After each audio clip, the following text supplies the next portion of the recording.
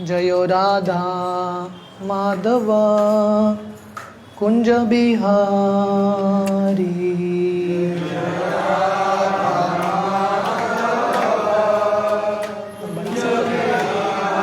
बढ़ा सकते तो बढ़ा। जयो राधा माधव कुंज बिहारी।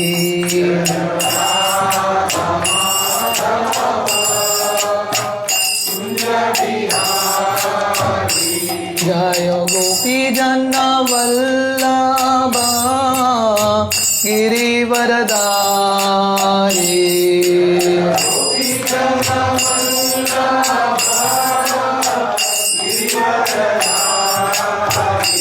जय गोपी जन वल्लभ गिरिवरधारी।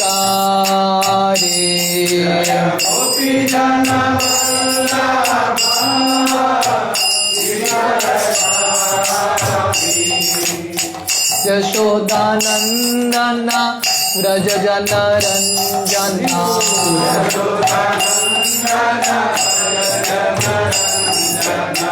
यशोदानंदन व्रज जन रंजना।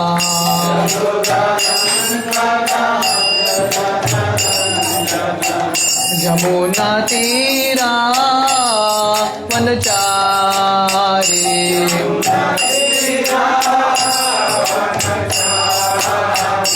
जमुना तीरा वनचारी।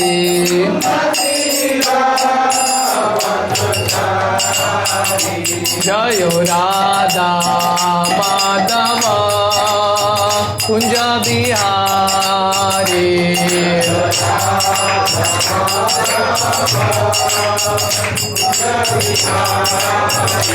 जय गोपी जन वल्लभ गिरिवरधारी।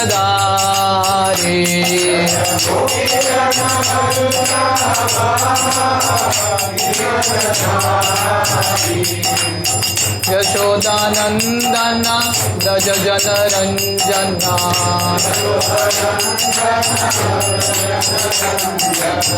यशोदानंदन व्रज जन रंजना।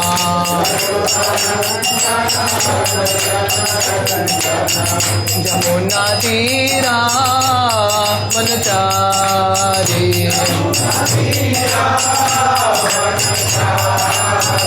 जमुना तीरा वनचारी।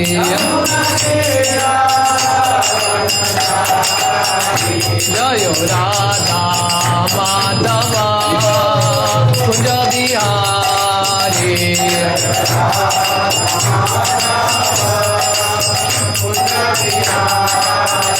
जयो राधा माधव कुंज बिहारी।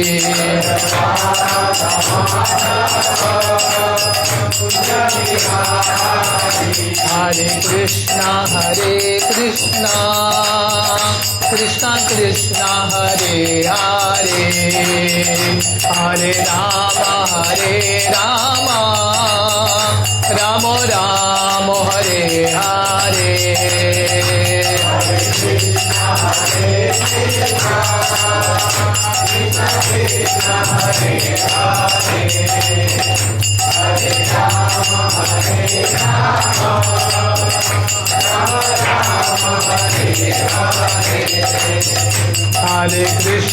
हरे कृष्णा कृष्णा कृष्णा हरे हरे। हरे राम राम राम हरे हरे। हरे कृष्णा कृष्णा कृष्णा हरे हरे। हरे Ram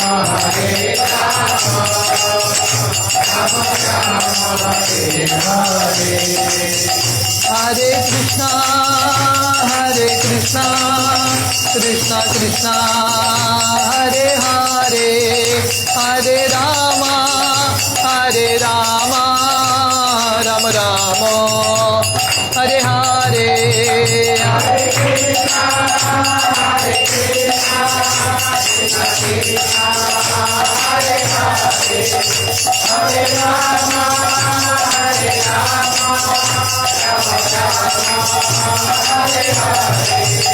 Hare Krishna, Krishna Krishna, Hare Hare, Hare Rama, Rama Rama, Hare Hare. Hare Krishna, Krishna Krishna, Hare Hare, Hare Rama, Rama Rama, Hare Hare. Jayo Radha Gopinath Radha Gopinath Radhe.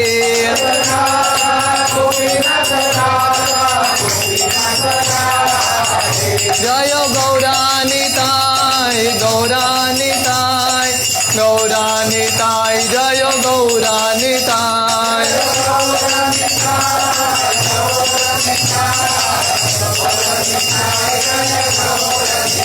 Jayo Prabhupada Prabhupada Prabhupada Jayo Prabhupada.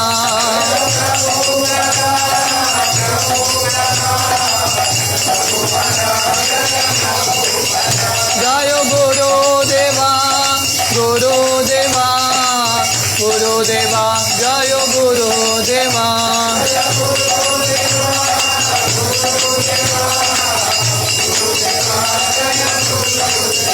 Nitai Gaur Hari Bol Hari Bol Hari Bol Nitai Gaur Hari Bol.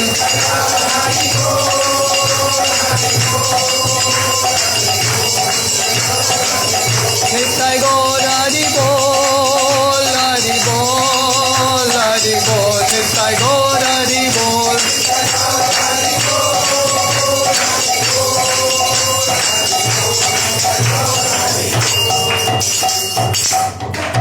हरिनाम संकीर्तन की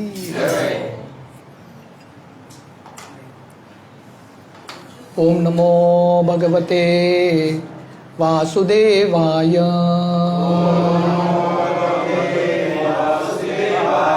ओम नमो भगवते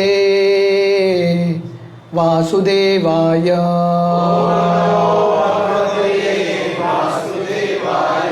ओम नमो भगवते वासुदेवाय। नारायणं नमस्कृत्य नरं चैव नरोत्तमं देवीं सरस्वतीं व्यासं ततो जायमुदीरये। नष्टप्रायेषु अभद्रेषु नित्यं भागवत सेवया भगवती उत्तम श्लोके भक्तिर्भवति नैष्टिकी। कृष्णाय वासुदेवाय देवकी नंदनाय च नंदगोप कुमाराय गोविंदाय नमो नमः। नमो पंकजनाभाय नमो पंकजमालिने नमो पंकजनेत्राय नमस्ते पंकजांग्रये। हरे कृष्ण। तो आप सबका बहुत बहुत स्वागत है आज के सैटरडे कार्यक्रम में।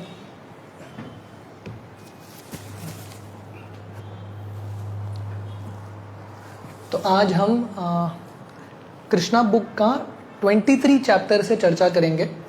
तो ये चैप्टर का टाइटल है delivering the wives of the Brahmanas who perform sacrifices. तो ये बहुत सुंदर अध्याय है। यहाँ पे कृष्ण ब्राह्मणों के पत्नियों को कृपा कर रहे हैं। तो ये जो स्थली है वृंदावन में, अभी हाल ही जब हम वृंदावन यात्रा गए थे तो हमारा पहला जो स्थली गए थे यही स्थली पे गए थे हम। इसको वृंदावन बोलते हैं बातरोड़ बिहारी। तो यहाँ पे कृष्ण खड़ा होके ये लीला करते हैं। ये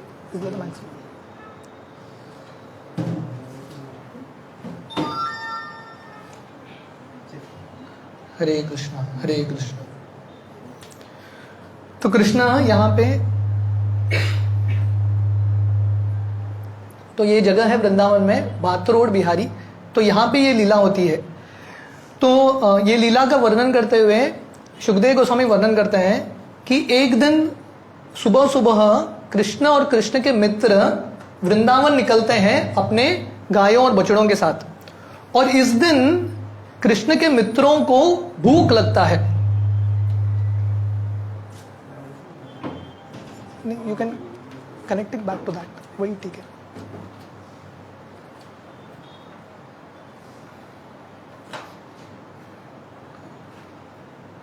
हरे कृष्णा। या तो इस दिन कृष्ण और कृष्ण के मित्र सुबह सुबह निकलते हैं गाय चराने के लिए, और कृष्ण के मित्रों को भूख लगता है क्योंकि जल्दी निकल गए, उन्होंने नाश्ता नहीं किया है। तो कृष्ण के जो मित्र हैं कृष्ण और बलराम के पास आते हैं और बोलते हैं कि आप बहुत शक्तिशाली हैं आप दोनों, और आप दोनों ने बहुत सारे असुरों का दमन किया है, तो अभी हमको भूख लग रहा है, इसलिए ये भूख को मिटाइए, कृपा करके हमारे लिए कुछ खाने का बंदोबस्त कीजिए। तो एक्चुअली यहाँ पे ऐसा प्रतीत होता है कि कृष्ण के मित्र कृष्ण से स्वयं के लिए कुछ मांग रहे हैं, पर एक्चुअली हमारे आचार्य बताते हैं कि वो उनको लग रहा था कि कृष्ण और बलराम भूखे हैं और कृष्ण बलराम के लिए वो कुछ मांगना चाहते थे। अगर आप वो बोलेंगे कृष्ण बलराम को, अरे आप दोनों भूखे हो, आपके लिए कुछ मांगिए, तो कृष्ण बलराम उनके लिए नहीं करेंगे। जब वो बताएंगे कृष्ण बलराम को हम भूखे हैं, तब कृष्ण बलराम अरेंज करते हैं।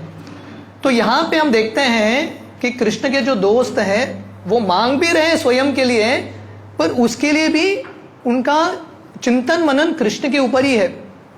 जैसे अभी हम वृंदावन यात्रा गए थे, तो वृंदावन यात्रा में एक जगह है कुसुम सरोवर, जहाँ पे कृष्ण राधा रानी को सजा रहे हैं, श्रृंगार कर रहे हैं, और यहाँ पे राधा रानी एक आईने में देख रही है और अपना सजावट नहीं देख रही है, वो कृष्ण का सुंदरता देख रही है। तो व्रजवासियों को ये भाव था, जो भी वो करते थे या जो भी मांगते थे कृष्ण से, वो स्वयं के लिए नहीं पर कृष्ण के संतुष्टि के लिए मांग रहे हैं। तो जब ऐसा विनती करते हैं,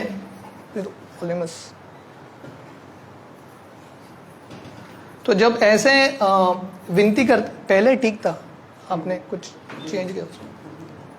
हरे कृष्ण। तो जब कृष्ण बलराम से ऐसा मांगते हैं, तब कृष्ण बलराम इन दोस्तों को बताते हैं कि आप ये ब्राह्मणों के पास जाइए, क्योंकि ब्राह्मण के जो पत्नी है मेरे अनन्य भक्त हैं। तो जब भगवान कुछ कार्य करते हैं, उसके पीछे अलग अलग हेतु होता है। एक ही कार्य से भगवान काफी सारे जो उद्देश्य हैं उसको अर्जित करते हैं। तो यहाँ पे पहले कृष्ण बलराम अपने दोस्तों के भूख को मिटाना चाहते हैं, और उसके बाद उनको ये ब्राह्मणों के पत्नी के ऊपर भी कृपा दिखाना है, क्योंकि भगवान सबके हृदय में परमात्मा के रूप में स्थित है।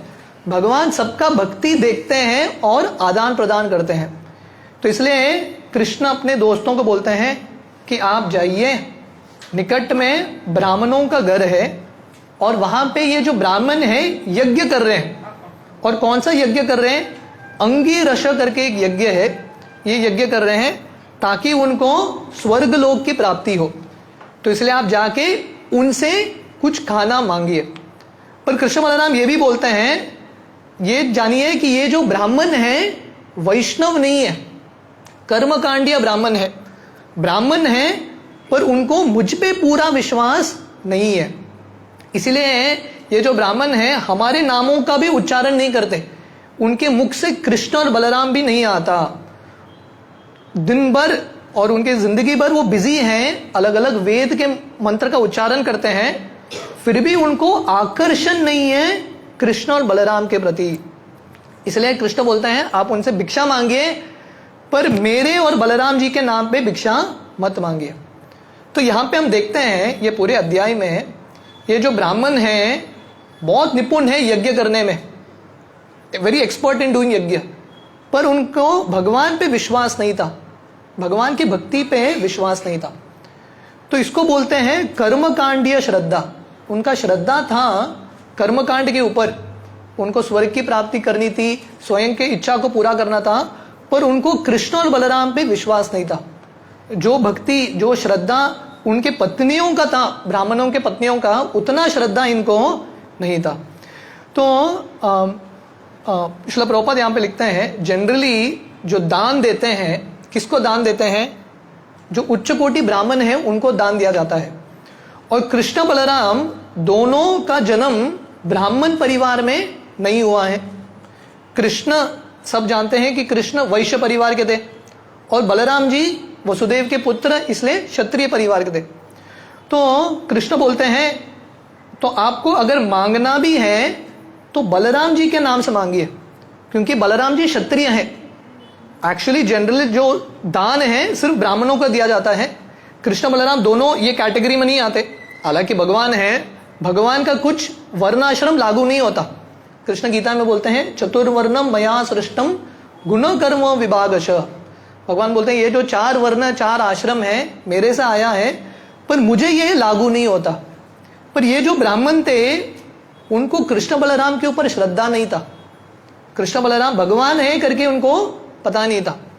तो इसलिए कृष्ण बोलते हैं कि अगर आपको मांगना भी है तो बलराम जी के नाम से भिक्षा मांगिए। क्यों? क्योंकि बलराम जी एटलीस्ट क्षत्रिय है, वैश्य से एक स्टेप ऊंचा क्षत्रिय होता है, तो क्षत्रियों के नाम से भिक्षा मांगिए। तो ये ब्राह्मणों का स्तर था। ब्राह्मण थे पर भगवान पे विश्वास नहीं। तो एक्चुअल सही ब्राह्मण कौन है? जो पूरी तरीके से जिसने भगवान का आश्रय लिया है। इसलिए चैतन्य महाप्रभु चैतन्य चरितामृत में वर्णन करते हैं, सत्कर्मो निपुणो विप्रो मंत्र तंत्र विशारद अवैष्णवो गुरु न स्यात् वैष्णवो स्वपचो गुरु। तो वर्णन आता है कि अगर कोई ब्राह्मण है, सत्कर्मो निपुणो विप्रो मंत्र तंत्र विशारद, कोई ब्राह्मण है जो सत्कर्म जानता है, मंत्र जानता है, तंत्र जानता है, पर वैष्णव नहीं है, तो ऐसा जो ब्राह्मण है गुरु नहीं बन सकता। पर अगर किसी का जन्म म्लेच्छ परिवार, यवन परिवार में हुआ है, पर ऐसा व्यक्ति वैष्णव है, तो पूरे दुनिया का गुरु बन सकता है। किब विप्र किब न्यासी शूद्र केने न्याय, सही कृष्ण तत्ववेता सही गुरु होय। तो चैतन्य महाप्रभु का यही फॉर्मूला था कि अगर किसी का जन्म ब्राह्मण परिवार में भी नहीं हुआ है, पर वो कृष्ण तत्व को जानता है, तो ऐसा व्यक्ति गुरु हो सकता है। और उसका ज्वलंत उदाहरण हरिदास ठाकुर है, नामाचार्य हरिदास ठाकुर। हालांकि हरिदास ठाकुर का जन्म यवन परिवार, मुस्लिम परिवार में होता है, पर क्योंकि वो दिन रात भगवान के नामों का उच्चारण करते हैं, चैतन्य महाप्रभु घोषणा करते हैं, ये हरिदास नामाचार्य हैं, मेरे भी गुरु हैं। ये जो हम हरिनाम चिंतामणि पुस्तक पे चर्चा करते हैं हर फ्राइडे, तो यहाँ पे चैतन्य महाप्रभु हरिदास ठाकुर को प्रश्न पूछ रहे हैं और हरिदास ठाकुर उत्तर दे रहे हैं, क्योंकि हरिदास ठाकुर का ये स्तर था ब्राह्मण से भी कहीं ज्यादा श्रेष्ठ। इसलिए एक बार जब हरिदास ठाकुर फुलिया करके एक जगह है नवद्वीप के पास, वहां पे जब रहते हैं, उसके बिल्कुल पास अद्वैत आचार्य का घर है, शांतिपुर। अद्वैत आचार्य जो हमारे पंचतत्व के एक सदस्य हैं, वो स्वयं महाविष्णु है, उच्च कोटि के ब्राह्मण परिवार में उनका जन्म हुआ था, ब्राह्मणों के लीडर थे अद्वैत आचार्य। पर जब उन्होंने अपने पितरों के लिए श्राद्ध किया, जनरली श्राद्ध करने के बाद पहला जो प्रसाद है सबसे जो ऊंचा ब्राह्मण है उसको देते हैं, द मोस्ट रिस्पेक्टेबल ब्राह्मण। पर अद्वैत आचार्य ये विष्णु के प्रसाद किसको देते हैं? पहले हरिदास ठाकुर को देते हैं। क्यों? क्योंकि अद्वैत आचार्य जानते हैं जो भगवान के अनन्य भक्त हैं वो ब्राह्मणों से भी कहीं ज्यादा श्रेष्ठ है। और यहां पे हम देखते हैं ये जो ब्राह्मण है यज्ञ करने में निपुण है, पर उनके मुख से भगवान का नाम भी नहीं आता, भगवान के ऊपर उनको श्रद्धा नहीं है। इसलिए ये जो ब्राह्मण है सिर्फ जन्म से सिद्ध नहीं होते, ब्राह्मण का लक्षण होना चाहिए। One should have the qualities of a ब्राह्मणा। तो जब कृष्ण उनके दोस्तों को ये आज्ञा देते हैं कि आप जाके इन ब्राह्मणों से भिक्षा मांगिए। तो कृष्ण के सब दोस्त आते हैं ब्राह्मणों के पास और उनको प्रणाम करते हैं, दंडवत अर्पण करते हैं और बोलते हैं कि आप ये धरती के देवता हैं। तो ब्राह्मणों का एक नाम है भूदेव, धरती के देवता, इसलिए ब्राह्मणों का ऐसा सम्मान होता है। और प्रणाम करके बोलते हैं हमको कृष्ण बलराम ने भेजा है, तो आशा है कि आप कृष्ण बलराम को जानते होंगे। तो कृष्ण बलराम यहाँ पे आए हैं अपने गायों के साथ और अपने दोस्तों के साथ, और कृष्ण बलराम को भूख लग रहा है, उनको खाने की ज़रूरत है, और हम सब आए हैं आपसे भिक्षा मांगने के लिए, क्योंकि आप ब्राह्मण हैं, सब नियमों को आप जानते हैं, तो इसलिए आप कृपा करके हमको भिक्षा दीजिए। तो श्रील प्रभुपाद यहाँ पे लिखते हैं, हालांकि कृष्ण के ये मित्र थे, बाहर दृष्टिकोण से उन्होंने एजुकेशन प्राप्त नहीं किया था। ये देखिए ब्राह्मणों के कंपैरिजन में ये ब्राह्मणों को सब वेद पता था, सब शास्त्रों में निपुण थे, संस्कृत में निपुण थे, पर कृष्ण के मित्र ठीक तरह से संस्कृत भी नहीं आता था उनको, वेद भी नहीं पता था उनको। फिर भी प्रभुपाद यहाँ पे लिख रहे हैं हालांकि उनको वेद पता नहीं था, फिर भी भगवान के अनन्य भक्त थे और सब शास्त्रों को जानते थे। क्यों? क्योंकि जो भगवान का अनन्य भक्त बनता है, भगवान का भक्ति करता है, ऑटोमेटिकली उसके अंदर ज्ञान आता है। वासुदेवी भगवती भक्ति योग प्रयोजितः जनयति आशु वैराग्यम ज्ञानम च यद अहेतुकम। जो भगवान की भक्ति करता है ऑटोमेटिकली उसके अंदर ज्ञान आता है। इसलिए श्रील प्रभुपाद यहाँ पे लिख रहे हैं, although village boys they were learned in all वैदिक प्रिंसिपल्स। तो व्रजवासी बाहर दृष्टिकोण से बहुत सरल दिखते हैं, पर एक्चुअली सब शास्त्रों के मर्म को जानते हैं। हमारा इस बार वृंदावन यात्रा में भी अनुभव हुआ है, व्रजवासी दिखने में बहुत सरल, पर शास्त्रों के निचोड़ को जानते हैं। इसलिए भक्त को कभी हम बाहर दृष्टिकोण से पहचान नहीं सकते। आज गदाधर पंडित का आविर्भाव दिन है, तो हमने देखा था आज सुबह कि जब गदाधर पंडित एक बार पुंडरीक विद्यानिधि से मिलने के लिए जाते हैं, पुंडरीक विद्यानिधि भगवान के अनन्य भक्त हैं, पर बाहर दृष्टिकोण से पूरा ऐश्वर्य में रहते हैं, पूरा सिल्क का कपड़ा,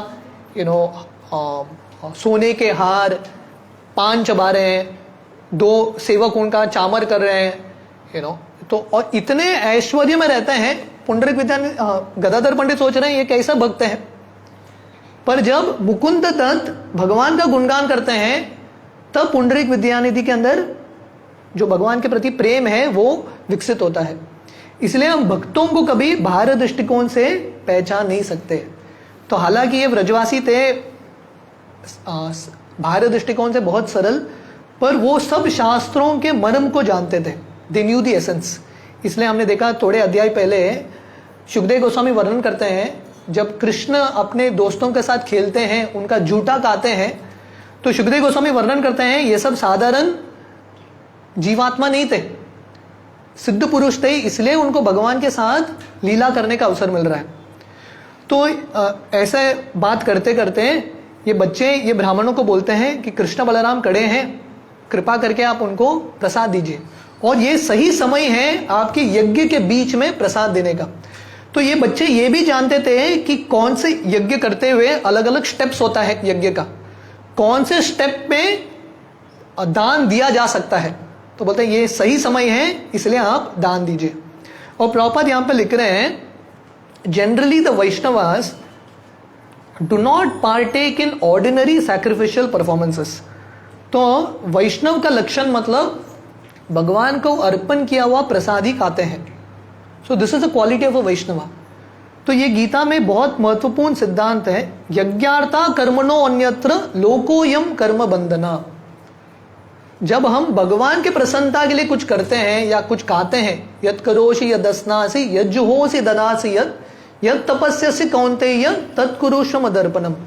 जो भी हम करते हैं भगवान की संतुष्टि के लिए करना है, ये जिंदगी जीने का तरीका है। अत पुंबे द्विज श्रेष्ठ वर्णाश्रम विभागश स्वनुस्थितस्य धर्मस्य संसिद्धिर हरितोषणम। तो अगर हमारे धर्म का पालन कर रहे हैं, उसका टेस्ट क्या है, क्या हम भगवान को संतुष्ट करें। इसलिए हम जो भी खाते हैं, जो भी हम कार्य करते हैं वो भगवान को अर्पण करके करना चाहिए। इसलिए ये जो कृष्ण के दोस्त हैं वो बोलते हैं ये सही समय है, आप भगवान को दान दीजिए। तो उस समय हालांकि कृष्ण बलराम आए हैं, कुछ भिक्षा मांग रहे हैं। श्रील प्रभुपाद आगे समझाते हैं कृष्ण बलराम को भिक्षा मांगने की कुछ जरूरत नहीं है। उनको कुछ जरूरत है क्या? भगवान तो आत्माराम है, अगर उनको इच्छा हुआ मुझे कुछ खाने के लिए चाहिए ऑटोमेटिकली उनको मिल जाएगा। तो भगवान को कुछ मांगने की जरूरत नहीं है, उनके अंदर कुछ कमी नहीं है। पर जब भगवान मांगते हैं, किसके लिए मांगते हैं? हमको अवसर देने के लिए, हमारा जो प्रगति है वो कराने के लिए। हम देखते हैं कि जब कृष्ण सुदामा जी द्वारका आते हैं कृष्ण से मिलने के लिए, और कृष्ण सुदामा को पूछते हैं अरे आप आए होंगे, भाभी जी ने कुछ भेजा होगा मेरे लिए, और वो जो पोहा लेते हैं, ऐसे नहीं कि कृष्ण भूखे हैं, पर कृष्ण सुदामा को कुछ देना चाहते हैं। इसलिए भगवान यहां पे ये ब्राह्मणों को अवसर देना चाहते हैं, पर ब्राह्मण भगवान को समझ नहीं पाए। यज्ञ कर रहे हैं, पर यज्ञ किसके लिए कर रहे हैं वो पता नहीं। यज्ञ का लक्ष्य क्या है? भगवान को संतुष्ट करना। जो यज्ञ करते हैं विष्णु को आहुति देते हैं, पर वही विष्णु, वही कृष्ण बलराम आए हैं, पर ब्राह्मणों को पता नहीं, अपने यज्ञ में बिजी हैं। यज्ञ का जो लक्ष्य है वो भूल गए हैं। इसको बोलते हैं रिचुअल। सिर्फ रिचुअल कर रहे हैं, किसके लिए कर रहे हैं भूल गए। तो ये प्रॉब्लम है। रूप Goswami Upadeshamrita nectar of instruction में बताते हैं 6 चीज भक्ति के लिए हानिकारक है, भक्ति के लिए प्रतिकूल है। अत्याहार प्रयासश्च प्रजल्पो नियमाग्रह जनसंगश्च लौल्यम च षड्भिर भक्ति विनश्यति। ये 6 चीज करने से भक्ति का नाश होता है, भक्ति का गठन होता है। और उसमें से एक चीज है नियमाग्रह। नियमाग्रह का मतलब क्या है? 2 अर्थ है। एक अर्थ है नियमों का पालन सिर्फ करने के लिए करना, just for the sake of following, बिना अर्थ जानते हुए। और दूसरा अर्थ है नियम का बिल्कुल पालन नहीं करना। तो यहां पे जो ब्राह्मण हैं नियमों का पालन कर रहे हैं, परफेक्टली यज्ञ कर रहे हैं, पर किसके लिए कर रहे हैं उनको पता नहीं, भूल गए किसके लिए कर रहे हैं। कृष्ण बलराम आए हैं, उनको अवसर दे रहे हैं, पर इनको पता नहीं। तो इतने कठोर दिल के हो गए ये कृष्ण के दोस्तों को उत्तर भी नहीं देते। दे डोंट इवन आंसर, उनको बिल्कुल निग्लेक्ट कर देते हैं। इमेजिन करो, भगवान के भक्त आए हैं कुछ मांगने के लिए, पर इनके अंदर इतना कठोर भाव है, बिल्कुल निग्लेक्ट करते हैं। इसलिए सिर्फ धार्मिक कार्य करने से हृदय का परिवर्तन नहीं होता। ये धर्म कर रहे हैं, यज्ञ कर रहे हैं, फिर भी हृदय का परिवर्तन नहीं हुआ है, ट्रांसफॉर्मेशन ऑफ हार्ट नहीं हुआ है। तो कृष्ण के मित्र हैं, उनको बुरा तो लगता है, पर वापस आते हैं कृष्ण के पास। और श्रील प्रभुपाद यहाँ पे लिख रहे हैं यज्ञ करते हुए अलग अलग सामग्री होता है यज्ञ करने के लिए। एक देश, एक जगह होता है, एक काल, एक समय होता है। पृथक द्रव्य का मतलब है अलग अलग जो द्रव्य होता है यज्ञ करने के लिए। मंत्र का उच्चारण होता है, तंत्र, अग्नि होता है, जो ब्राह्मण होते हैं, देवता होते हैं, यजमान, ये सब होते हैं। पर ये सब का लक्ष्य क्या है? कृष्ण की संतुष्टि। कृष्ण गीता के 10वें अध्याय में भी वर्णन करते हैं, जो भी यज्ञ है भगवान के संतुष्टि के लिए करना है। भोक्ताराम यज्ञ तपसाम सर्वलोक महेश्वरम। तो जितने भी यज्ञ हैं उसके भोक्ता कौन है? कृष्ण है। पर वही कृष्ण आए हैं, पर ये ब्राह्मण समझ नहीं पाए। तो कृष्ण के दोस्त थोड़ा निराश होकर आते हैं, क्योंकि गए थे कुछ मांगने के लिए, उनका भूख मिटाने के लिए, पर खाली हाथ वापस आ गए। और कृष्ण बलराम के पास आते हैं, और कृष्ण बलराम इनको देख के थोड़ा मुस्कुराते हैं, और कृष्ण बोलते हैं अरे निराश मत हो जाओ। जब भिक्षा मांगते हैं कभी सफलता मिलता है, कभी हार मिलता है, निराश मत होइए। ये बेगिंग का प्रोफेशन है, बेगिंग करते हुए you have to be used to it. तो इसलिए जो भिक्षा मांगते हैं या जो कलेक्ट करते हैं, जब हम डोनेशन कलेक्शन करने के लिए जाते हैं या पुस्तक वितरण करने के लिए जाते हैं, यही बाह में जाते हैं। देखिए कृष्ण बलराम के जो मित्र हैं ये ब्राह्मणों के पास जा रहे हैं, उनको अवसर देने के लिए भक्ति में प्रगति करने का, पर ये ब्राह्मण ये अवसर को पहचान नहीं पाते, इनको वापस भेज देते हैं। तो वैसे ही जब हम जाते हैं प्रचार करने के लिए, पुस्तक वितरण करने के लिए, कभी लोग स्वीकार करेंगे, कभी कुछ बुरा शब्द बोल के आपको भेज देंगे, या डोनेशन कलेक्शन करते हुए। पर कृष्ण यहाँ पे बता रहे हैं फॉर्मूला क्या है, कभी निराश नहीं होना है। Don't be dejected, don't be disappointed. और शिला प्रभुपाद का सबसे ज्वलंत उदाहरण है, ऐसा नहीं कि शिला प्रभुपाद ने इस्कॉन शुरू किया उनको तुरंत सफलता मिल गया। अभी अक्षय तृतीया आ रहा है, अक्षय तृतीया के दिन शिला प्रभुपाद ने पहले इंडिया में प्रभुपाद ने एक इंस्टीट्यूट शुरू किया था, the league of devotees, Jhansi में। इस्कॉन शुरू करने से पहले प्रभुपाद ने एक संस्था शुरू किया था, लीग ऑफ डिवोटीज। उनको एक जगह भी मिला था, पर वो पूरा चौपट हो गया, पूरा इंस्टीट्यूशन चला गया, एवरीथिंग गॉट रूइंड। उनका जो पूरा प्लान है फेल हो गया। पर प्रभुपाद निराश नहीं हुए, ही केप्ट ट्राइंग। जो आज्ञा उनके गुरु महाराज ने दिया था 1922 में, प्रभुपाद जाके सफल हुए 1966 के बाद। मतलब 40 साल प्रभुपाद प्रयास करते गए। तो ये तरीका है, जब हम भगवान के कार्य करते हैं, प्रचार के कार्य करते हैं, कभी सफलता आएगा, कभी विफलता आएगा, पर कभी हमको निराश नहीं होना है। We have to go back. तो कृष्ण बलराम बोलते हैं कि आप निराश मत होइए, ये बेगिंग का प्रोफेशन है, राइट। आप तो अभी एंट्री किए हो, जो मार्केटिंग करता है उनको पता है कि नहीं, you have to be very positive. तो ऐसे कृष्ण बोलते हैं आप लोगों को पॉजिटिव रहना है, आगे जाइए। तो ये माने नहीं, आप चिंता मत करो, इनके पत्नी के पास जाइए, क्योंकि ये जो ब्राह्मण के पत्नियां हैं मेरे अनन्य भक्त हैं। वो निश्चित रूप से जब हमारा नाम सुनेंगे कृष्ण बलराम का, और हम दोनों भूखे हैं, तुरंत आपको संतुष्ट करेंगे, बहुत सारा खाना देंगे। तो भगवान ये पूरा लीला करते हैं ये ब्राह्मणों के पत्नी के ऊपर कृपा करने के लिए, पर पहले भगवान ये ब्राह्मणों को भी अवसर देते हैं। तो जब फिर से कृष्ण इन दोस्तों को बोलते हैं आप जाइए, फिर से उत्साह के साथ आते हैं ये ब्राह्मणों के पत्नी के पास, और उनको बोलते हैं कि कृष्ण बलराम भूखे हैं, घर के अंदर ये स्त्रियां बैठे हैं। और जब वो बताते हैं हे माते कृष्ण बलराम भूखे हैं, गायों के साथ चरा रहे हैं, हम भी कृष्ण बलराम के साथ आए हैं, उनको कुछ खाना दीजिए। जब ये सुनते हैं ब्राह्मण की जो पत्नियां हैं, इतने एंजाइटी में आते हैं कि कृष्ण बलराम भूखे हैं, पागल की तरह होके जितने भी घर में सामग्री है, जो भी यज्ञ के लिए रखा था, सब लेके जाते हैं कृष्ण बलराम के पास। तो इनफैक्ट आचार्य बताते हैं ये जो ब्राह्मण की पत्नियां हैं, अब तक उन्होंने कृष्ण बलराम को देखा नहीं, पर इतना प्रेम कैसे कृष्ण बलराम के प्रति, क्योंकि उन्होंने कृष्ण बलराम के बारे में सुना था। क्योंकि वृंदावन के जो फल वालियां थे, सब्जी बेचने वाले, इनके गांव में आते थे या ब्राह्मणों के नगरी में आते थे, और ये जो ब्राह्मण की पत्नियां हैं कृष्ण का वर्णन सुनते थे, और कृष्ण का वर्णन सुनते हुए ही उनको कृष्ण के प्रति प्रेम होने लगा। तो ये तरीका है, जब हम भगवान का कथा सुनते हैं तब क्या होता है, धीरे धीरे हमको भगवान का दर्शन भी होता है। नाम रूप गुण लीला, जब हम भगवान के नाम सुनते हैं उसके बाद भगवान का रूप का दर्शन होता है।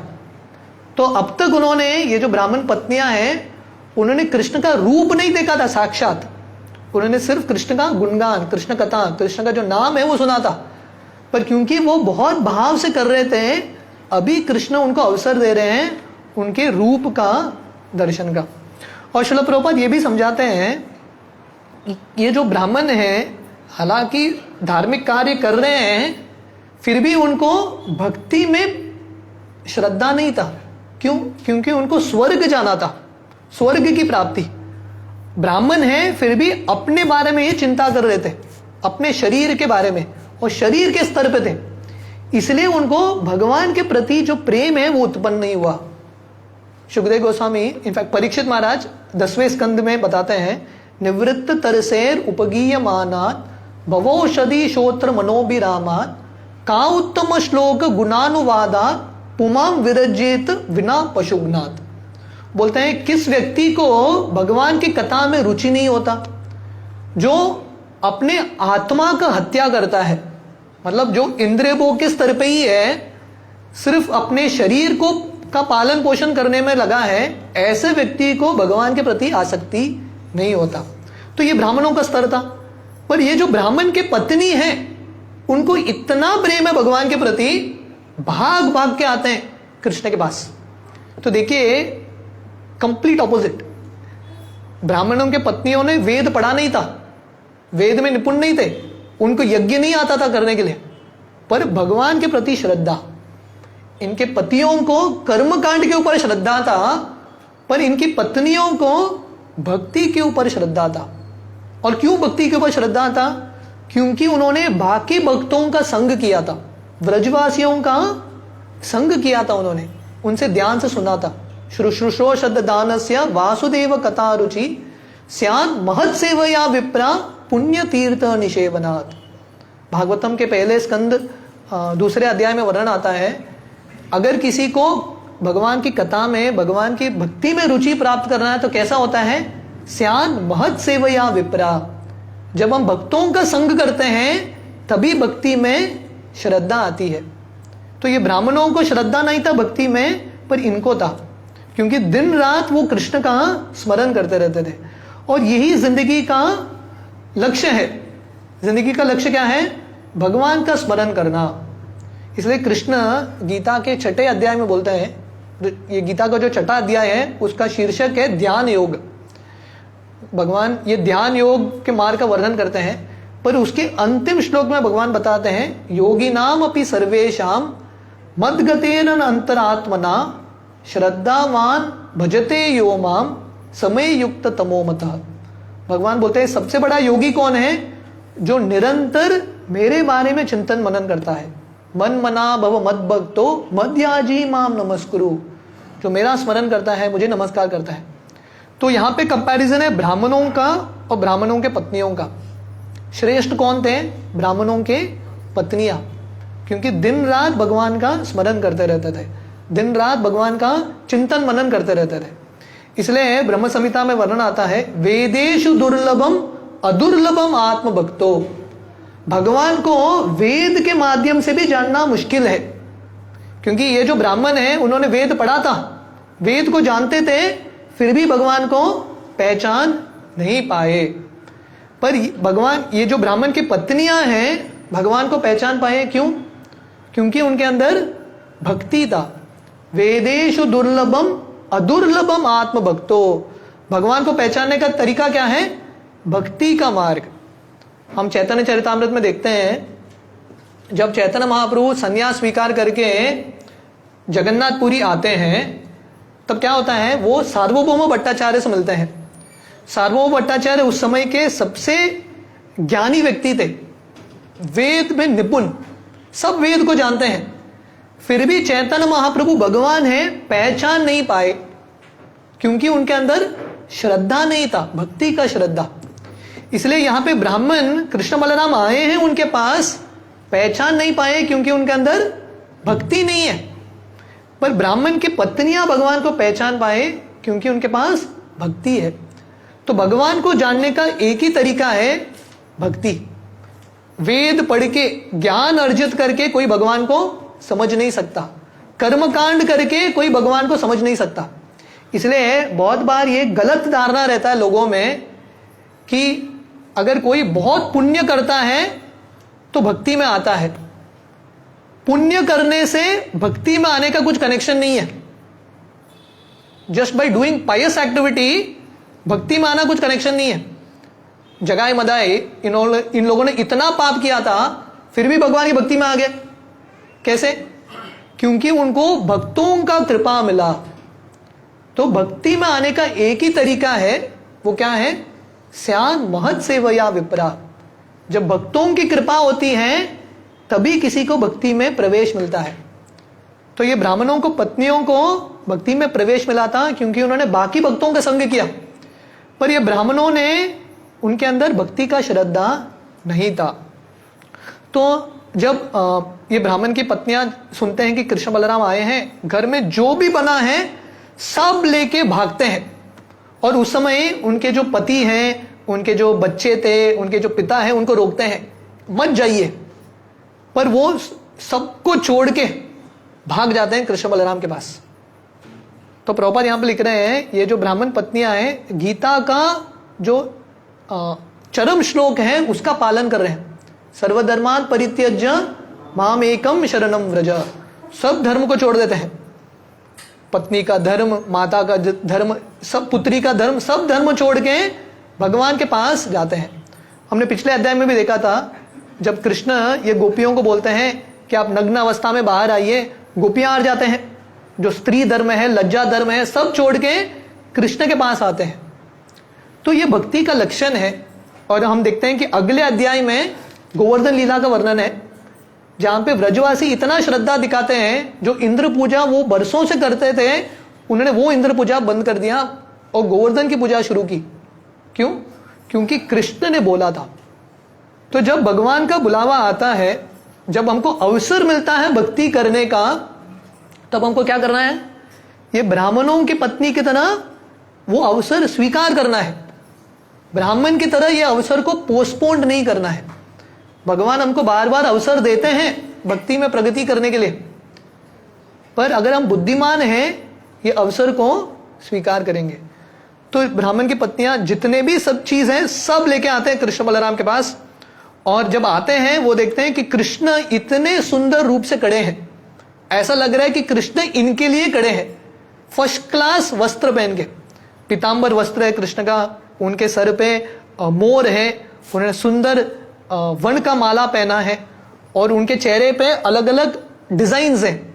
वृंदावन के जो अलग अलग मिनरल्स हैं, मिट्टियां हैं, उसके अलग अलग डिजाइन्स हैं।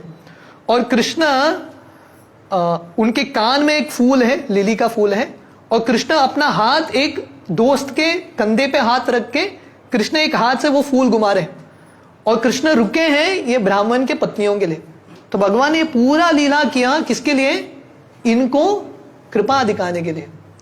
तो बहुत बार जब हम भक्ति करते हैं हमको ये समझ में नहीं आता कि कृष्ण हमको देख रहे हैं कि नहीं, कृष्ण हमारी भक्ति को देख पा रहे हैं कि नहीं। तो ये लीला से हमको श्रद्धा लेनी चाहिए कि भगवान सही समय पे हमको कृपा देंगे। भगवान हर एक व्यक्ति का भक्ति का जो स्तर है वो देखते हैं। तो ये जो ब्राह्मण पत्नियां इतने प्रसन्न होते हैं, जिन भगवान के बारे में उन्होंने दिन रात चिंतन किया था, मनन किया था, उनका साक्षात eye to eye, face to face उनका दर्शन हो रहा है। तो कृष्ण को देख के इतने प्रसन्न होते हैं, अपने आंखों से कृष्ण को अपने हृदय में ले लेते हैं। तो जब हम भगवान का दर्शन करते हैं ये भाव में करना चाहिए। इसलिए जगन्नाथपुरी में जब स्नान यात्रा होता है, अभी आएगा स्नान यात्रा का उत्सव, जब स्नान यात्रा होता है उसके बाद 15 दिन तक, रथ यात्रा तक भगवान का दर्शन नहीं होता। तो चैतन्य महाप्रभु इतने विरह में रहते हैं, भगवान का दर्शन नहीं। तो वो जगन्नाथपुरी से 14 किलोमीटर दूर अलारनाथ करके एक जगह है, वहां पे विष्णु का विग्रह है, वहां पे जाते हैं विष्णु का दर्शन करने के लिए। और जो फाइनली जब दर्शन खुलता है जगन्नाथ का, सब भक्त आते हैं और उस दिन को बोलते हैं नेत्रोत्सव, आंखों के लिए उत्सव। और चैतन्य महाप्रभु भगवान का रूप ऐसा देख रहे हैं जगन्नाथ का, बिना आंख बंद किए ये रूप को देख रहे हैं। तो वैसे ही ये जो ब्राह्मण के जो पत्नियां हैं इतने भाव से भगवान को देख रहे हैं और उनके हृदय में आलिंगन करते हैं, और उनका जितना भी विरह था भगवान के प्रति वो सब समाप्त होते हैं। उस समय कृष्ण ये ब्राह्मण पत्नियों को बोलते हैं कि आपने जो सही किया, आपने जो किया वो परफेक्ट है। पहले तो कृष्ण इनका स्वागत करते हैं, आप सब लोगों को I welcome all of you all, आप बहुत भाग्यशाली हैं, आपने जो किया वो सही है, क्योंकि आपने मेरे आज्ञा का पालन किया है। मेरे प्रसन्नता के लिए व्यक्ति जो भी त्यागेगा वो परफेक्ट है। तो ब्राह्मण के पत्नियों का गुणगान करते हैं कि आपने सब कुछ त्याग दिया मेरे प्रसन्नता के लिए। और श्रील प्रभुपाद यहां पे लिख रहे हैं, Lord Krishna confirms here that the highest perfectional stage of a conditioned soul is to surrender unto him. अगर हमको जिंदगी में सफल बनना है, हमारी जिंदगी को सफल बनाना है, तो ये तरीका है। तरीका क्या है? भगवान के प्रति आश्रय, और भक्ति में जो भी बाधा आएगी वो सब बाधा को लांघने के लिए तैयार। तो ये यहाँ पे ये ब्राह्मण के पत्नियों को ऐसा नहीं कि भगवान की भक्ति कर रहे थे, उनके पतिदेव बोलते हैं चलो चलो आप भक्ति करो। उनके मार्ग में बहुत सारा अड़चन आया, उनके स्वयं के रिश्तेदार ने उनको रोका, फिर भी उन्होंने भगवान का जो भक्ति है वो कम नहीं किया। अभी बहुत जल्दी नरसिंह चतुर्दशी आ रहा है, तो हम देखते हैं कि प्रहलाद महाराज, उनके पिताजी क्या क्या नहीं बोलते उनको, आप हरे कृष्णा जप करना बंद करो, मैं आपको जो चाहिए चीज दूंगा। पर प्रहलाद महाराज बोलते हैं कुछ भी हो जाए मैं भक्ति बंद नहीं करूंगा। तो ये श्रद्धा है।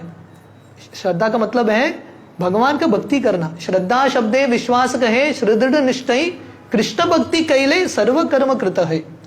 तो चैतन्य चरितामृत में श्रद्धा का डेफिनेशन आता है कि मैं कृष्ण भक्ति करूंगा तो जो भी चाहिए मेरी जिंदगी में आएगा। तो हमारा प्रायोरिटी क्या है? What is our priority? हम सबकी जिंदगी में अलग अलग प्रायोरिटी है, पर यहां पे ब्राह्मण की पत्नियां बता रहे हैं हमारा सबसे इंपॉर्टेंट प्रायोरिटी क्या है? कृष्ण।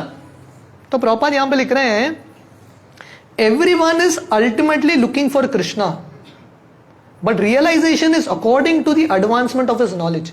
हर व्यक्ति कृष्ण को प्रेम करने के लिए रुका है, पर लोग ये जानते नहीं है, इसलिए हम ये दुनिया के चीजों में, ये दुनिया के संबंध में हम प्रेम ढूंढ रहे हैं, कौन हमारे हृदय के खालीपन को भरेगा। पर एक्चुअली प्रभुपाद बहुत क्लियरली यहां पे लिख रहे हैं जब हमको पता चलता है कि हम भगवान के दास हैं, हम आत्मा हैं, जीवेर स्वरूप होई कृष्णेर नित्य दास, मैं भगवान का दास हूं, तब हम भगवान का आश्रय लेते हैं और तभी हमारी जिंदगी में शुभ होता है। तो कृष्ण ये ब्राह्मण के पत्नियों को बोल रहे हैं आपने जो किया परफेक्ट है, यही कार्य करने से जीवात्मा की जिंदगी में शुभ होता है। कैसे? जब हम भगवान का आश्रय लेते हैं। तो ये दुनिया में हम बहुत सारे हमारे जो जरूरतें हैं वो उसको पूरा करने का प्रयास करते हैं, परिवार बनाते हैं, घर बनाते हैं, सिक्योरिटी प्राप्त करते हैं, पर अल्टीमेट सिक्योरिटी, अल्टीमेट जो प्रेम है वो कृष्ण ही देंगे हमको। ये हमारा सबसे महत्वपूर्ण जरूरत है। This is the greatest need, Krishna के प्रति प्रेम प्राप्त करना। इसलिए चैतन्य चरितामृत वर्णन आता है प्रेम विना व्यर्थ दरिद्र जीवन, दास करी वेतन मोरे देह प्रेम धन। कृष्ण के प्रेम के बिना हमारा जो जीवन है दरिद्र है, हमारे पास कुछ भी रहे इट इज मीनिंगलेस, क्योंकि मृत्यु के समय कुछ भी चीज काम में नहीं आएगा। अल्टीमेट जो काम में आएगा वो भगवान का भक्ति ही है। इसलिए हमको क्या करना है? जो भी भगवान ने दिया है हमको भगवान को अर्पण करना है। हमने देखा पिछले अध्याय में जब हम चर्चा कर रहे थे, I think before the Vrindavan यात्रा, तो भगवान वृंदावन के पेड़ों का गुणगान करते हैं। भगवान अपने दोस्तों को बता रहे हैं ये देखो वृंदावन के पेड़ कितने महान हैं, क्योंकि ये पेड़ सब कुछ त्याग देते हैं दूसरों के कल्याण में। तो इसलिए कृष्ण बोलते हैं ये मनुष्य जिंदगी जीने का तरीका है। एतावा जन्म साफल्यम देहिनाम य देहिषु प्राणेर अर्थे दिया वाचा श्रेया आचरणम सदा। तो जिंदगी जीने का तरीका क्या है? जो हमारा प्राण है, शक्ति है, धन है, बुद्धि है, वाचा है, वो सब लोगों के कल्याण में, भगवान की सेवा में, तो वो मनुष्य जिंदगी का सफलता है। That is the perfection of life. क्योंकि जो भी है हमारे पास भगवान की कृपा से ही है कि नहीं? धन है भगवान की कृपा से है, बुद्धि है भगवान की कृपा से है, कार्य करने का जो शक्ति है सब भगवान ही दे रहे हैं। तो हमारा कर्तव्य क्या है? ये सब भगवान को अर्पण करना। मानस देहो गेहो जो किचु मोर अर्पिलु तुआ पदे नंद किशोर। जो भी हमारे पास जो घर है, धन है, सब कुछ भगवान को समर्पित करना, इसको बोलते हैं शरणागति। This is called surrender. और हम देखेंगे ये लीला में जब हम भगवान का आश्रय लेते हैं, जब हम भगवान को सरेंडर होते हैं, खाली हाथ हम नहीं आते। We will never remain a failure. जो भी भक्त भगवान का आश्रय लेता है उसने जितना सैक्रिफाइस किया है उससे कहीं ज्यादा भगवान देते हैं। हम बलि महाराज की कहानी से देखते हैं, बलि महाराज ने तीनों जगत को दे दिया भगवान को, पर भगवान ने इतना दिया, एक पूरा एक लोक का रचना किया, सुतल लोक, और वो लोक के राजा बलि महाराज को बना देते हैं। सुदामा सब कुछ त्याग करके कृष्ण के पास जाते हैं, पूरे अनन्य भक्ति के साथ भगवान का आश्रय लेते हैं, पर सुदामा को क्या मिलता है? जो उन्होंने सोचा नहीं था उससे ज्यादा ऐश्वर्य मिलता है। और यहां पे हम देखते हैं ये जो ब्राह्मण की पत्नियां हैं सब कुछ त्यागते हैं, कृष्ण के पास आते हैं, पर कृष्ण इनको खाली हाथ नहीं भेजते, मान सम्मान के साथ भेजते हैं। तो कृष्ण ऐसा गुणगान करते हैं इनके शरणागति को, और कृष्ण ये ब्राह्मण पत्नियों को बोलते हैं अभी आप घर वापस जाइए, आप लोग आए थे ना मेरा दर्शन करने के लिए, दर्शन हो गया, now you all return home, आप घर वापस जाइए, क्योंकि आपके पतिदेव आपके लिए रुके हैं। क्योंकि यज्ञ करने के लिए पति पत्नी दोनों लगते हैं, जब पत्नी नहीं रहेगी यज्ञ समाप्त नहीं होगा। तो कृष्ण बोलते हैं अरे वो लोग यज्ञ कर रहे हैं, उनका धार्मिक कार्य कर रहे हैं, आप लोग जाइए, वो लोग आपके लिए रुके हैं। तो ये ब्राह्मण पत्नियां बोलते हैं हे भगवान, आपने गीता में प्रॉमिस किया है जो भी आपका आश्रय लेता है आप उनको शाश्वत रूप से अभय दान देते हो। सकृदेव प्रपन्नो यस तवास्मि इति याचते अभयम सर्वदा तस्मै ददाम्येतत् व्रतम मम। भगवान श्री राम रामायण में घोषणा करते हैं जो भी उनका आश्रय लेता है वो शाश्वत काल से उनकी रक्षा करते हैं। तो ब्राह्मण की पत्नियां बोल रहे हैं हमने तो सब कुछ त्याग करके यहाँ पे आए, घर त्याग दिया, हमने पति को बच्चों को सबको त्याग दिया, आपके पास आए हैं और आप हमको वापस भेज रहे हैं, ये सही नहीं है। तो भगवान देखिए अपने भक्तों को कितना टेस्ट करते हैं, है कि नहीं। तो ऐसा ब्राह्मण पत्नियां बोल रहे हैं और बोल रहे हैं कि हम घर भी जाएंगे तो हमारे पतिदेव हमको वापस स्वीकार नहीं करेंगे, क्योंकि हमने सब कुछ छोड़ दिया, इसलिए हम आपके पास ही रहेंगे, एक छोटा सा कुटिया बना के दीजिए वन में, हम आपके साथ ही रहेंगे। तो कृष्ण बोलते हैं आप चिंता मत करो, आपके जो पतिदेव है आपको स्वीकार करेंगे, इनफैक्ट बहुत रिस्पेक्ट के साथ आपको स्वीकार करेंगे, क्योंकि जो मेरा आश्रय लेता है, रिश्तेदार छोड़ो सामान्य जनता भी उनसे प्रसन्न होते हैं, देवी देवता भी प्रसन्न होते हैं। तो ये भी बहुत इंपॉर्टेंट है, जब हम भगवान के भक्त बनते हैं, भगवान को संतुष्ट करने का प्रयास करते हैं, हर व्यक्ति ऐसे भक्त से संतुष्ट होता है। यस्मिन् तुष्टे जगत तुष्टम, भगवान को संतुष्ट करने से हर व्यक्ति संतुष्ट होता है, ऑटोमेटिकली एवरीवन बिकम्स हैप्पी। जैसे पेड़ के जड़ को पानी डालने से पेड़ के हर एक टहनी को, फल को, फूल को पानी मिलता है। तो इसको बोलते हैं विश्वास। बहुत बार हमारा अनुभव होता है, जनरली लड़का या लड़की जब भक्ति में आते हैं उनके माता पिता थोड़ा विचलित होते हैं, अरे क्या कर रहा है मेरा पुत्र, व्हाट इज हैपनिंग। पर जब श्रद्धा के साथ ऐसा जो पुत्र है पुत्री है भक्ति करता है, आगे जाके माता पिता को बहुत गर्व होता है, सही कार्य किया उसने, पर पहले उनको समझ में नहीं आता। तो देखिए ब्राह्मण की पत्नियां ब्राह्मणों को अपने पति को छोड़ के आते हैं, कृष्ण का आश्रय लेते हैं, जब वो वापस जाते हैं उनके पतियों को भी समझ में आता है इन्होंने क्या किया है, भगवान उनको बुद्धि देते हैं। इसलिए जब भक्ति करते हैं ना थोड़ा बहुत श्रद्धा लगता है। तो ये कहानी आती है मृगारी की कहानी, आप लोगों ने कहानी सुना होगा। तो मृगारी एक शिकारी था, वो आधा जानवरों को मारता था, मतलब हाफ वे थ्रू मारता था, और तड़पते तड़पते ऐसे जानवर मरते थे, और इनको देखते हुए उनको आनंद आता था मृगारी को। तो एक बार नारद मुनि आते हैं मृगारी के पास और बोलते हैं कि क्या कर रहे हो, इतना पाप का कार्य कर रहे हो, बंद करो। तो मृगारी बोलते हैं अरे बंद कैसे करूं, ये तो मेरा दाल रोटी इससे ही चलता है। नारद मुनि बोलते हैं चिंता मत करो, तुम्हारा जो बाण है, धनुष है, उसको तोड़ो, मैं तुम्हारे लिए अरेंजमेंट करूंगा। तो मृगारी को पहले क्या करना पड़ता है, अपना जो ऑक्यूपेशन है, उसका बाण और धनुष मतलब उससे उसका ऑक्यूपेशन चलता था, ऐसे पशुओं को हत्या करके उसका जिंदगी चलता था।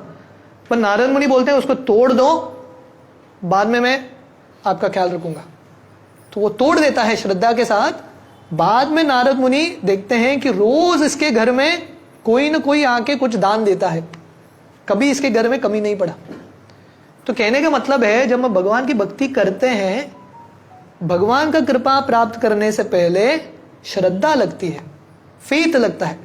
ऐसा लगता है कि हमारे जो इर्द गिर्द रिश्तेदार हैं, दोस्त हैं, हमारे हाथ से छूट जाएंगे। But when we pass through the test, वो टेस्ट के थ्रू जब हम पास करते हैं तब भगवान की कृपा मिलती है। तो भगवान बोलते हैं आप चिंता मत करो, हर व्यक्ति आपसे प्रसन्न है, तो आप जाइए, निश्चिंत होकर घर जाइए। और भगवान बोलते हैं कि आपको मेरे पास रहने की भी जरूरत नहीं है, क्योंकि जो भक्त मेरे बारे में चिंतन मनन करता है वो हमेशा मेरे साथ कनेक्टेड है। प्रेमांजन चुरित भक्ति विलोचनेन संत सदैव हृदयेषु विलोकयन्ति यम श्याम सुंदरम अचिंत्य गुण स्वरूपम गोविंदमादि पुरुषम तमहम भजामि। ब्रह्म संहिता में ब्रह्मा जी वर्णन करते हैं जो भगवान के भक्त हैं, क्योंकि उनके पास प्रेम का अंजन है, वो निरंतर भगवान से कनेक्टेड है। तो श्रील प्रभुपाद को एक बार किसी रिपोर्टर ने पूछा था, आपने कभी भगवान को देखा है क्या? तो प्रभुपाद बोले, एक क्षण नहीं है मेरे जिंदगी में जब मैं भगवान को नहीं देखता, मैं हमेशा भगवान को देखता रहता हूं। I am always connected to Krishna. तो कृष्ण इन ब्राह्मण पत्नियों को बोलते हैं, आप जाइए, मेरा चिंतन मनन करते रहिए, और ये जिंदगी के अंत में आपको मेरे धाम की प्राप्ति होगी। तो ऐसा करके कृष्ण इनको भेज देते हैं। और ये ब्राह्मण पत्नियां वापस जब घर आते हैं, उनके हस्बैंड उनको, जैसे इंग्लिश में बोलते हैं ना, रेड कारपेट वेलकम, ऐसा वेलकम करते हैं। और उनका स्वागत करते हैं और फिर से वो यज्ञ करते हैं। Just 1 minute. तो यहाँ पे सुखदेव गोस्वामी वर्णन करते हैं, जब ब्राह्मण की पत्नियां जा रहे थे कृष्ण के पास, एक पत्नी थी, एक ब्राह्मण की पत्नी, जिसको उनके पतिदेव ने नहीं छोड़ा था कृष्ण से मिलने के लिए। उनको इतना विरह हुआ, उसने अपना शरीर ही त्याग दिया। तो इतना घना प्रेम था उनको कृष्ण के प्रति। तो इस तरह से सुखदेव गोस्वामी वर्णन करते हैं कि कृष्ण साधारण वृंदावन के ग्वाल बाल के रूप में लीला करते हैं और सबके हृदय को मोहित करते हैं। तो यहाँ पे हम चैप्टर 23 डिस्कस कर रहे हैं। तो हमने देखा कि कृष्ण के इतने सुंदर लीला है। कृष्ण ने वृंदावन के जो गाय हैं, बछड़े हैं, उनका हृदय चुरा लिया। कृष्ण ने गोपियों का हृदय चुरा लिया। यहाँ पे कृष्ण ये ब्राह्मणों के पत्नियों का हृदय चुराते हैं। तो इसलिए कृष्ण का ये लीला है, जब भगवान आते हैं धरातल पे और ये सब लीला करते हैं, किसके लिए करते हैं? हमारे चित्त को हरने के लिए, हमारे मन को आकर्षित करने के लिए कृष्ण ये सब लीला कर रहे हैं। और जब ये ब्राह्मण पत्नियां वापस जब उनके घर जाते हैं, ब्राह्मण तो स्वीकार करते हैं, पर ब्राह्मणों को पश्चाताप होता है, रिपेंट करते हैं। अरे भगवान आए थे हमारे पास, भगवान ने अवसर दिया है, हालांकि भगवान को कुछ जरूरत नहीं है, लक्ष्मी के स्वामी है, फिर भी भगवान ने हमको अवसर दिया है, पर हम भगवान के आश्रय नहीं जा पाए। तो ब्राह्मण पश्चाताप करते हैं, हमारे ब्राह्मण होने का धिक्कार हो, हम जितने भी वेद जानते हैं उसका भी धिक्कार हो, हम यज्ञ में निपुण हैं, सब नियमों को जानते हैं, इस सबका धिक्कार हो, क्योंकि हमारा जिंदगी व्यर्थ है। तो अगर हमने भगवान के प्रति भक्ति उत्पन्न नहीं किया, भगवान की कथा के प्रति आसक्ति उत्पन्न नहीं किया, तो हमारा पूरा जिंदगी विफल है। सो this is the most important thing, शर्म एव ही केवलम। अगर भगवान की कथा के प्रति हमको आकर्षण नहीं है, the whole life is a waste. एतावान सांख्य योगाभ्याम स्वधर्म परिनिष्ठय जन्म लाभ परपुंसाम अंते नारायण स्मृति। जो भी हम यज्ञ करते हैं, जो भी कार्य करते हैं, अंत समय पे अगर हमको भगवान का स्मरण नहीं हो रहा है, तो एवरीथिंग इज अ वेस्ट। तो इस तरह से ब्राह्मण पश्चाताप करते हैं कि हम ब्राह्मण होते हुए भी भगवान को समझ नहीं पाए, यज्ञ करते हुए भी हम भगवान को समझ नहीं पाए। हम ब्राह्मण हैं, समाज के टीचर हैं, फिर भी हमने इतना बड़ा गलती कर दिया। पर हमारे जो पत्नियां हैं, स्त्री हैं, उन्होंने वेद नहीं पढ़ा है, यज्ञ नहीं जानते हैं, फिर भी उनका इतना भक्ति भगवान के प्रति, अपने परिवार को भी उन्होंने त्याग दिया। तो ब्राह्मण बताते हैं, जनरली ये परिवार को त्यागना इतना आसान नहीं होता, रिश्तों को त्यागना, छोड़ के जाना इतना आसान नहीं होता, पकड़ के रखता है। पर इन पत्नियों ने वो रिश्तों को भी त्याग दिया, इतने महान स्तर है उनका। और श्रील प्रभुपाद एक बहुत इंपॉर्टेंट पॉइंट समझाते हैं, और ये हमारा इस्कॉन में भी अनुभव है। जनरली स्पिरिचुअलिटी में स्त्रियों का संख्या पुरुषों से ज्यादा होता है। एक बार राधानाथ महाराज एक कथा बताते हैं, एक कहीं बॉम्बे के ग्राउंड में, बहुत विशाल ग्राउंड में एक सत्संग अरेंज किया था, बहुत पब्लिसिटी किया था, पर उस दिन वो प्रोग्राम में करीब 1000 लोग आ गए।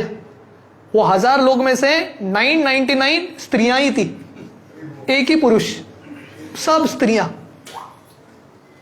और महाराज तो लेक्चर के शुरुआत में पूछते हैं, आपके पति कहाँ हैं? तो सब स्त्रियां बोलते हैं, इंडिया पाकिस्तान का वर्ल्ड कप चल रहा है, वो सब लोग टीवी देख रहे हैं। ये सब लोग पहुंच गए और एंड में इंडिया जीत गया। एंड में सब हस्बैंड पहुंचते हैं प्रसाद खाने के लिए। तो ये अनुभव है जनरली स्पिरिचुअलिटी में। आप देखोगे स्त्रियों का संख्या ज्यादा होता है, क्यों? क्योंकि उनका हृदय सरल है, सिंपल हार्ट। भगवान का भक्ति करना है, करेंगे। पर जनरली पुरुषों का जो मन है थोड़ा कॉम्प्लिकेटेड होता है, right, very complicated, so it becomes difficult.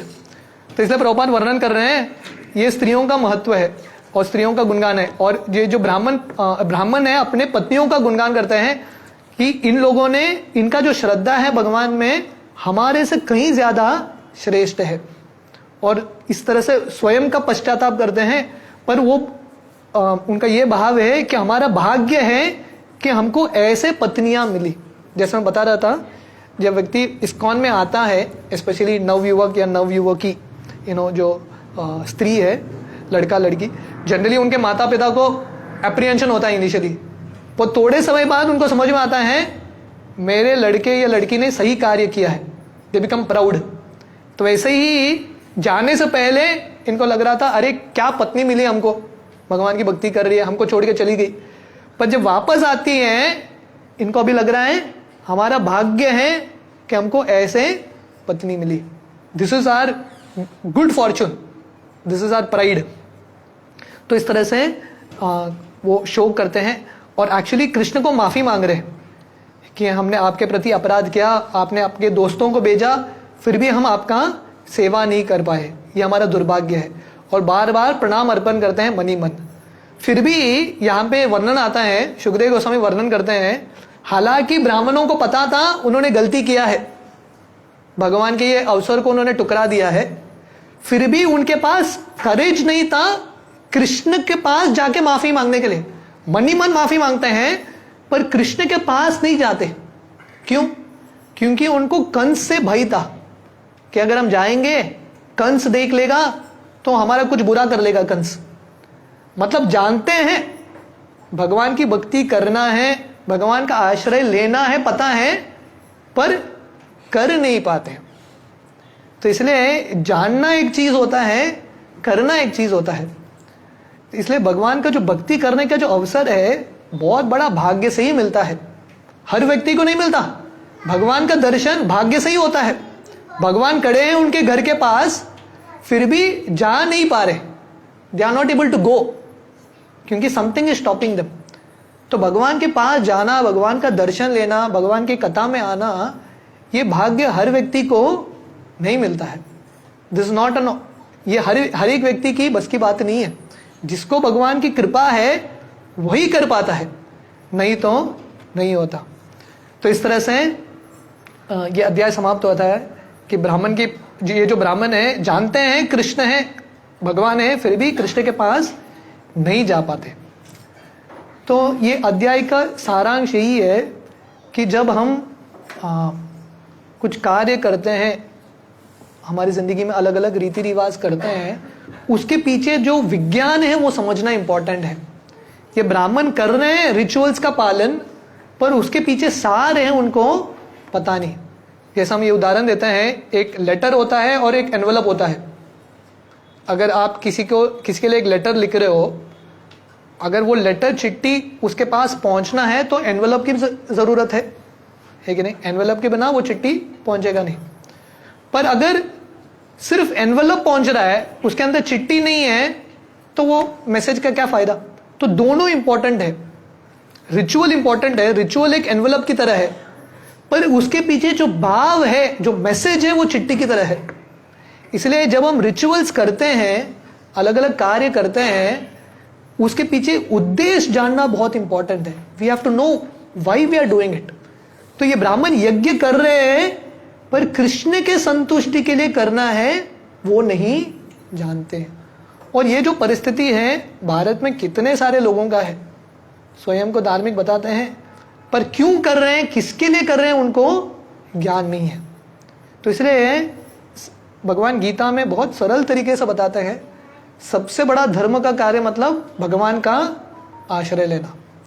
और कलयुग में भगवान का आश्रय लेना मतलब भगवान के नामों का आश्रय लेना। हरेर नाम हरेर नामैव केवलम। इतना ही करेंगे, इसका मतलब हमने सब यज्ञ को कर लिया है। शास्त्र में वर्णन आता है, जो भगवान के नामों का उच्चारण करता है, इसका मतलब है उसने सब यज्ञ कर लिया, सब शास्त्र पढ़ लिया, सब तीर्थ यात्रा कर लिया। तभी उसके नाम से भगवान का, उसके मुख से भगवान का नाम आता है। ये ब्राह्मणों के मुख से कृष्ण बलराम का नाम भी नहीं आ रहा था। यज्ञ कर रहे हैं पर उनके मुख से भगवान का नाम भी नहीं आता। तो अगर हमने शास्त्र समझा है, धर्म का पालन कर रहे हैं, मतलब हम क्या करेंगे, भगवान के नामों का उच्चारण करेंगे। और यही नाम देने के लिए यही कृष्ण बलराम कलयुग में चैतन्य महाप्रभु के रूप में आते हैं। कृष्ण वर्णम त्रिसा कृष्णम सांगोपांगार्थ पार्षदम यज्ञे संकीर्तन प्रायेर यजंती ही सुमेधस। वही कृष्ण बलराम चैतन्य महाप्रभु नित्यानंद प्रभु के रूप में आते हैं। और आज गदाधर पंडित का अपीयरेंस डे है। गदाधर पंडित स्वयं राधा रानी है, ये सब आते हैं और ये हरे कृष्ण महामंत्र दे रहे हैं। जो भाग्य ये ब्राह्मण पत्नियों को अवसर मिल रहा था भगवान का रूप देखने का, दर्शन देने का, वो भाग्य, वो वृंदावन में प्रवेश, ये पंचतत्व हर एक व्यक्ति को दे रहे हैं। ये भक्ति का जो श्रद्धा है हर एक व्यक्ति को दे रहे हैं। तो इसलिए सबसे महत्वपूर्ण धन है भक्ति में श्रद्धा प्राप्त करना। ब्रह्मांडे भ्रमिते कौन भाग्यवान जीव, गुरु कृष्ण प्रसादे पाए भक्ति लता बीज। ये भक्ति लता बीज का मतलब है भक्ति में श्रद्धा, कर्म कांड में श्रद्धा नहीं, ज्ञान कांड में श्रद्धा नहीं, भक्ति में श्रद्धा। तो ये अध्याय का और एक महत्वपूर्ण लेसन है, कैसे भक्ति का श्रेष्ठ स्तर, the top most level is शुद्ध भक्ति। ये ब्राह्मण कर्मकांड कर रहे हैं, कर्मकांड में निपुण है, पर इनसे ज्यादा श्रेष्ठ है कौन, ब्राह्मण की पत्नियां। और हम अगले अध्याय गोवर्धन लीला में देखते हैं, इंद्र से ज्यादा श्रेष्ठ हैं, इंद्र देवता हैं, ये ब्राह्मण भू देवता हैं, इंद्र स्वर्ग के देवता हैं, पर स्वर्ग के देवता से भी श्रेष्ठ हैं व्रजवासी जो भगवान के अनन्य भक्त हैं। क्योंकि इंद्र भगवान के भक्त हैं पर मिक्स्ड डिवोटी हैं, शुद्ध भक्त नहीं है। ये जो ब्राह्मण है ये भी शुद्ध भक्त नहीं है। इसलिए श्रेष्ठ कौन है, भगवान के शुद्ध भक्त। अन्याभिलाषिता शून्यम ज्ञान कर्मादि अनावृतम अनुकूलेन कृष्णानुशीलनम भक्तिरुत्तम। तो हमको कौन से मार्ग का पालन करना है, शुद्ध भक्ति का पालन करना है। और आज सुबह हम गदाधर पंडित की लीला से चर्चा कर रहे थे, कैसे गदाधर पंडित पूरा जिंदगी भर भगवान का अनन्य भक्ति करते हैं। चैतन्य महाप्रभु के साथ, नित्यानंद प्रभु के साथ भागवतम पढ़ते हैं और बहुत प्रेम से भागवतम पढ़ते हैं, भक्तों की सेवा करते हैं, अपने विग्रह तोटा गोपीनाथ की सेवा करते हैं उनके अंत समय तक। राइट। तो पंचतत्व आके हमको ये अवसर दे रहे हैं कि कृष्ण लीला में प्रवेश करने के लिए, भगवान के नामों का उच्चारण करने के लिए। अगर ये करेंगे हमको वृंदावन धाम में प्रवेश मिलेगा। और एक समय जैसे ब्राह्मण की पत्नियां भगवान को साक्षात देखते हैं, हमारे जिंदगी में भी वो समय आएगा जब हम साक्षात फेस टू फेस कृष्ण को देख पाएंगे। पर वो करने के लिए ये जो टेस्ट है, ये जो स्टेप्स है, वो फेस से हमको गुजरना पड़ेगा। पहले श्रद्धा के साथ भगवान का कथा सुनना है, भाग लेना है सत्संग में, भक्ति करना है। और जब भी अवसर मिलते हैं भक्ति करने का, भगवान का सेवा करने का, वो अवसर को तुरंत ग्रैब करना है। बुद्धिमान व्यक्ति मतलब तुरंत ग्रैब करता है। जैसे एक बिजनेसमैन होता है ना, जब पैसे कमाने का अवसर मिलता है तुरंत पकड़ लेता है, छोड़ता नहीं है। तो वैसे ही उससे ज्यादा बुद्धिमान हमको बनना है। You have to become very business like mind, भक्ति में प्रगति करने का। So we will stop here. तो अगला अध्याय we will try to do the next Saturday, Govardhan Leela, the next 2-3 chapters Govardhan लीला का वर्णन है, हम अगला सैटरडे करेंगे। हरे कृष्णा। किसी का कुछ प्रश्न है, any questions, any comments? Yes.